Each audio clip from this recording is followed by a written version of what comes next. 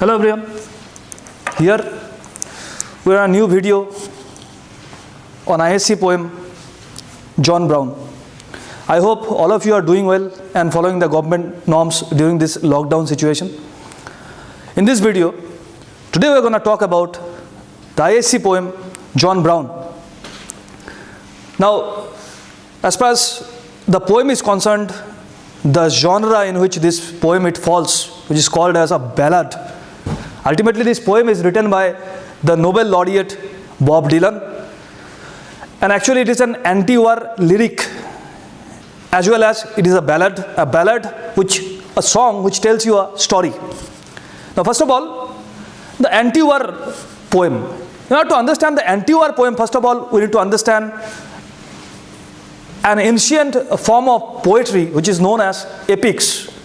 Now, epics, which are depicted as a long, grand, heroic poems which glorifies or which romanticize the concept of poetry, which highlights the achievements of the heroes as well as which criticized or disregarded the defeated soldiers. Now, this has been the concept which we see in as far as the Western epics are concerned, such as Iliad and Odyssey. As far as in our country, if we talk about Ramayana, Mahabharata, such poems, if you look into the texts of such poems, you'll find that the texts are written in verse. Ultimately, these poems, it consisting a long poem which involves the purpose of these poems basically to highlight poetry. It does not talk about the helpless deaths of the innocent soldiers. Now, this concept has been shattered when the world it witnessed the world wars. For the first time, when world witnessed the deaths of millions of people, millions of innocent people. Now, the concept of epic, it completely shattered as soon as the world war it broke out, and millions of innocent people, millions of people they lost their family members, the innocent soldiers who were taken to the war fields. There comes this new thought of school where poets such as Siegfried Sassoon, Wilfrid Wayne, on the one hand they were soldiers, on the other hand they were also poets who are known as the soldier poets. And there comes this term called anti-war poems. Such poems, if in our previous ICSE syllabus, such as A Small Pain in My Chest, and previous ISC syllabus such as Dulce Decorum Est. Now, these poems basically it criticizes the concept of war, it highlights the deaths of innocent soldiers, and it criticizes the political masters who are the directors of this warfare.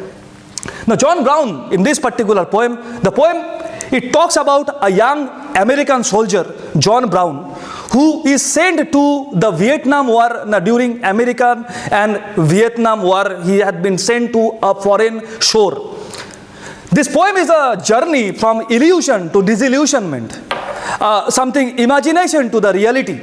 Towards the beginning of this poem, John Brown as well as his mother, they are full of proud. They're proud for the fact that John Brown's mother is she takes the pride for the fact that her son is representing the country and he is going to some foreign shore to fight for the country itself. She goes to her neighbors, she brags about the fact that her son is not an ordinary son like any other. Her son is a soldier now. And the time when John Brown is first placed to the warfare, John Brown towards the beginning, he used to write letters to his mother, and his mother, she used to show the letter proudly to everyone, bragging about the fact that her son is not a common boy. Her son is a soldier himself.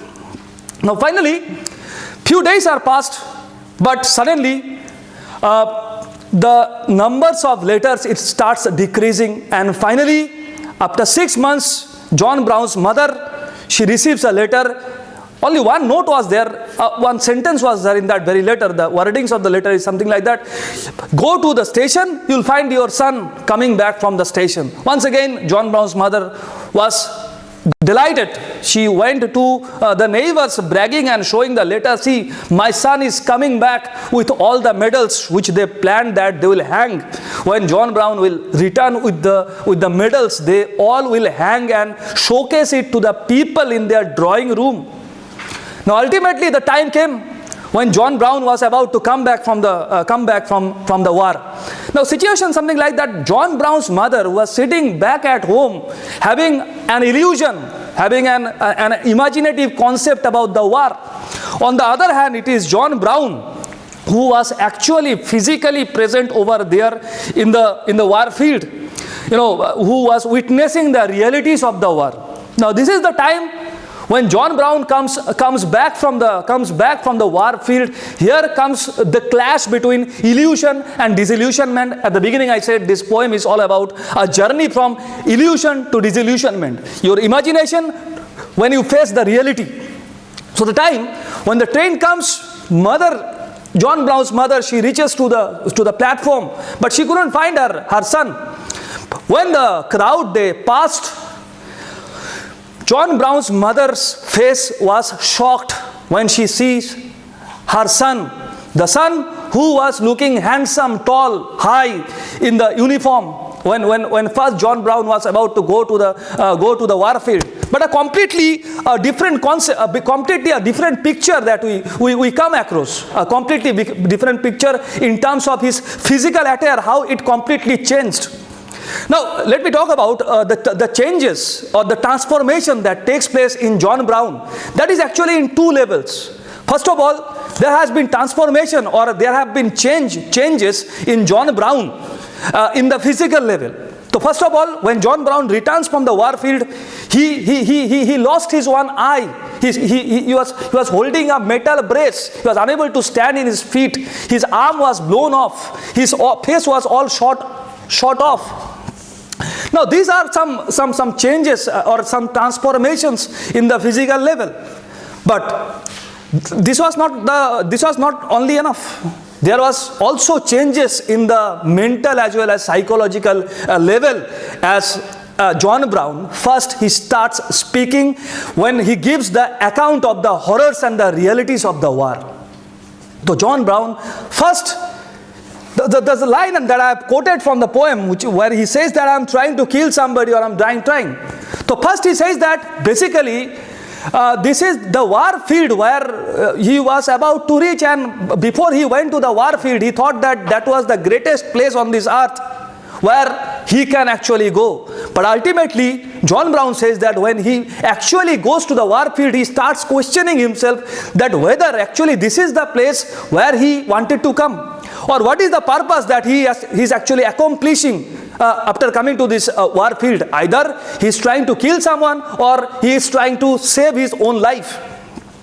But John Brown, first of all, when he the most horrible sight or horrible experience that John Brown he says when he sees the face of his enemy.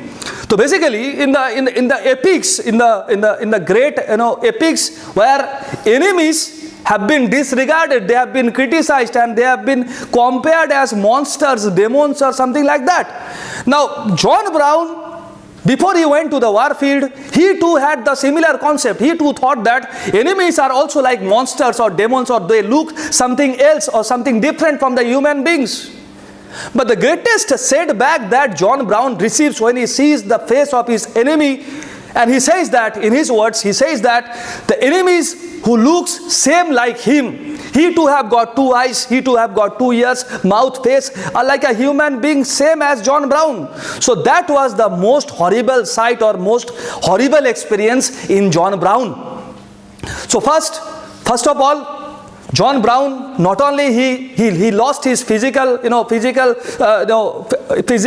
that he had before he went to the war field. At the same time, there have been a great transformation as far as his mental as well as psychological psyche is concerned. Now, towards the end of the poem, John Brown, he finally, we as a reader, we come to know that because of his heroic deed, John Brown has been awarded with some medals.